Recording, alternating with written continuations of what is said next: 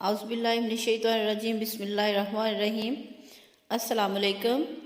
حضرت صدیق اکبر رضی اللہ تعالیٰ عنہ سفر و حضر میں حضور نبی اکرم صلی اللہ علیہ وآلہ وسلم کے ساتھ رہے، یہاں تک کہ غار ثور میں بھی حضور صلی اللہ علیہ وآلہ وسلم کے ساتھ رہے۔ اس طرح مالی قربانی کی سعادت حاصل ہوئی کہ اپنا سارا ساز و سامان حضور صلی اللہ علیہ وآلہ وسلم کی بارگاہ میں قربان کر دیا۔ مزار پر انوار میں حضور نبی اکرم صلی اللہ علیہ وآلہ وسلم نے حضرت صدیق اکبر رضی اللہ تعالیٰ عنہ کو اپنی رفاقت عطا فرمائی۔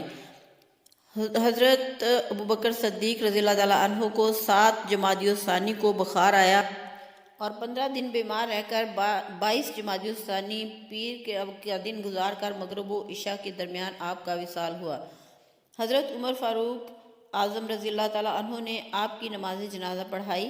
وصال ظاہری سے قبل آپ نے وصیت فرمائی کہ میرے جنازے کو حضور نبی اکرم صلی اللہ علیہ وآلہ وسلم نور مجسم کے روضہ پاک کے در کے سامنے رکھ دینا اور السلام علیکم یا رسول اللہ کہہ کر عرض کرنا، یا رسول اللہ صلی اللہ علیہ وآلہ وسلم ابوبکر آستانہ عالیہ پر حاضر ہے، اگر دروازہ خود بخود کھل جائے تو اندر لے جانا ورنہ جنت البقیع میں دفن کر دینا۔